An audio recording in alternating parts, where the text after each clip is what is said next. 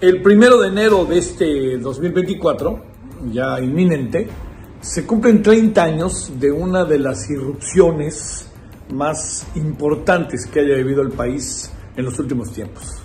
Nos referimos al zapatismo. El zapatismo se convirtió en un referente. El zapatismo tenía que ver enormemente con una desigualdad real y un olvido real de las causas indígenas en el país. Y los zapatistas fueron, se comportaron y estuvieron ahí y se convirtieron en algo hasta mítico, ¿no? Lo vimos muchas cosas de ellas muy de cerca, cosas muy interesantes que sucedieron, ¿eh? Por ejemplo, una de las más importantes es que sí cambió el esquema y la mirada del país respecto a los indígenas. Trató de ser lo menos protagónico el zapatismo, y mire que tiene una figura muy fuerte como la del subcomandante Marcos, que platicando con él 2 o 3 veces, él decía: yo estoy aquí de paso y ya vendrán otras cosas, y esas otras cosas que vendrán, ya vendrán otros y vendrán otras generaciones, etcétera.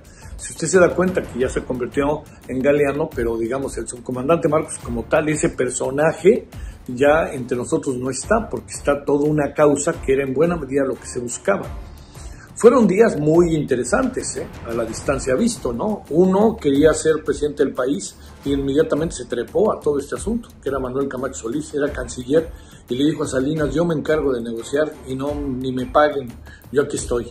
Y junto con él, muchas otras cosas pasaron, ¿no? Porque luego se vino ese 94 tan rudo, en donde ahí acabó siendo asesinado, a lo mejor recuerda usted, Luis Donaldo Colosio, y se cambiaron muchos esquemas. Veníamos de un 93 bravísimo, porque habían asesinado al cardenal Posadas Ocampo, a José Francisco Ruiz Massieu.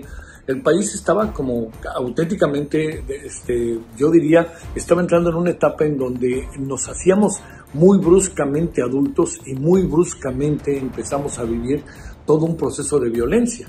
Y lo que son las cosas, lo que buscaba el zapatismo era conciliación, no violencia.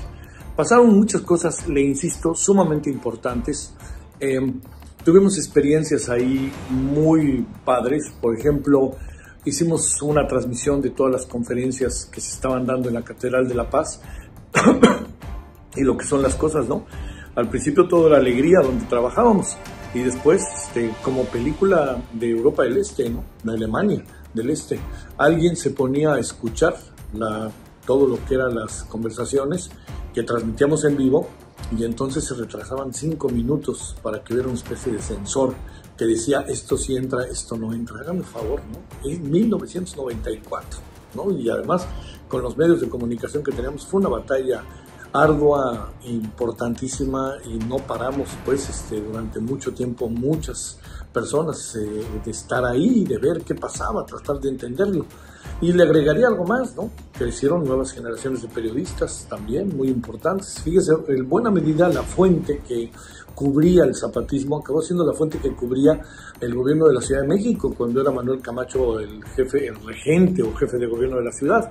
Y en buena medida se debía que era gente que conocía a Camacho y dijeron: vámonos y los mandamos para allá. O sea, todos íbamos aprendiendo, todos estábamos en un proceso de aprendizaje bravísimo y muy fuerte. Y lo que al principio fue una declaración de guerra y que el gobierno mexicano quiso responder de manera muy brutal, se dieron cuenta que esto era un asunto que se tenía que ver de otra forma, tenía que atacarse de otra manera.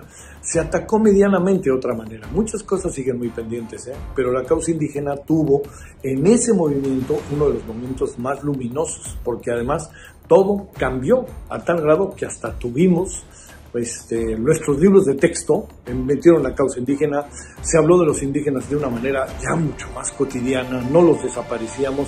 Y claro, vivimos en muchas discriminaciones todavía, ¿no? Pero ese zapatismo del 94 sí le cambió la cara al país y sí lo mostró en su justa dimensión, en la discriminación, en la desigualdad social, etcétera, como estamos ahora. Pero ahí fue un toque de queda, fue un toque rectifico de alarma, de focos rojos, que ojalá hayamos aprendido de él a futuro. En el presente hay más o menos aprendemos, y da la impresión de que los gobiernos no entendieron nunca, todos los gobiernos no entendieron nunca de qué se trataba.